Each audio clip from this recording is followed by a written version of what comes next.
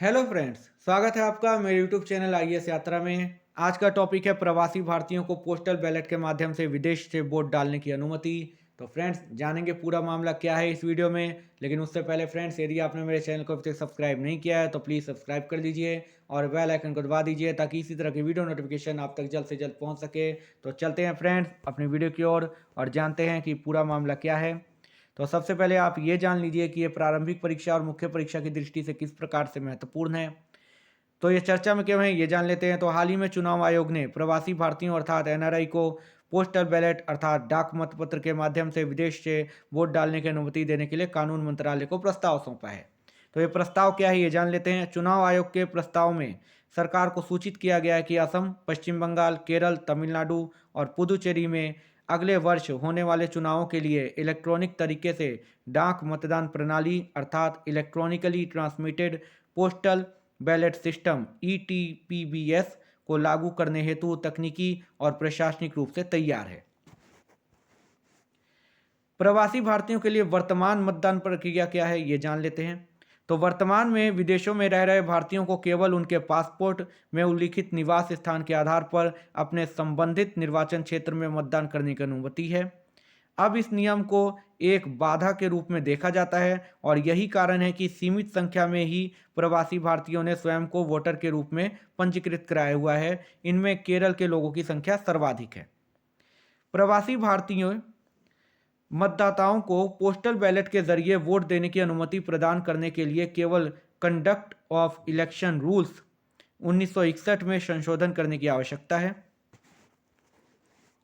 NRI मतदाताओं की स्थिति क्या है, ये जान लेते हैं। चुनाव आयोग के अनुसार भारत में प्रवासी भारतीयों के रूप में लगभग 1 लाख मतदाता पंजीकृत हैं, जिनमें से पिछले वर्ष हुए लोकसभा चुनावों में केवल 25,000 लोग भारत आए थे।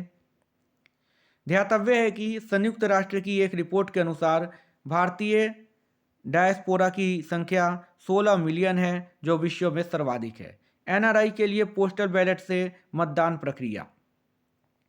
चुनाव आयोग के प्रस्ताव के अनुसार चुनाव में पोस्टल बैलेट के माध्यम से मतदान करने में रुचि रखने वाले किसी भी एनआरआई को चुनाव की अधिसूचना के 5 दिनों के अंदर रिटर्निंग ऑफिसर आरओ को सूचित किया करना होगा। सूचना की प्राप्ति पर आरओ द्वारा इलेक्ट्रॉनिक रूप से बैलेट पेपर एनआरआई मतदाता को भेजा जाएगा। एनआरआई मतदाता बैलेट पेपर डाउनलोड करने के बाद उसके प्रिंट आउट पर अपनी पसंद के उम्मीदवार को चिन्हित करेंगे। इसके पश्चात इस बैलेट पेपर को भारतीय उच्चायोग द्वारा नियुक्त किसी अधिकारी के माध्यम से घोषणा पत्र के साथ प्रमाणीकृत कर वापस एनआरआई के निवास स्थान पर भेज दिया जाएगा।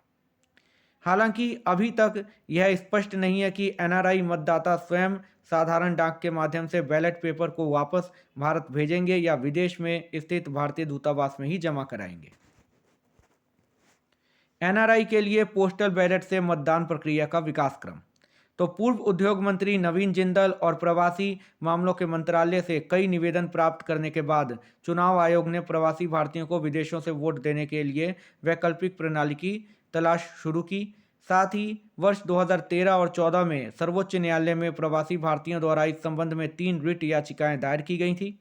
वर्ष 2014 के लोकसभा चुनाव के पश्चात एक 12 सदस्यीय समिति का गठन किया गया था, जिसने मुख्य रूप से 3 विकल्पों डाक द्वारा मतदान करना, विदेश में भारत के राजनयिक मिशन में मतदान करना और ऑनलाइन मतदान करना का अध्ययन किया गया था। मतदान की गोपनीयता को ध्यान में रखते हुए समिति ने ऑनलाइन मतदान के विकल्प के लिए मना कर दिया था। साथ ही पर्याप्त संसाधनों के अभाव में विदेशों में भारत के राजनयिक मिशनों पर मतदान करने का प्रस्ताव को भी ठुकरा दिया था। अंततः वर्ष 2015 में समिति ने सिफारिश की कि एनआरआई मतदाताओं को व्यक्तिगत रूप से मतदान के स्थान पर ई पोस्टल बैलेट और प्रॉक्सी वोटिंग को अतिरिक्त विकल्प के रूप में उपलब्ध करवाना चाहिए।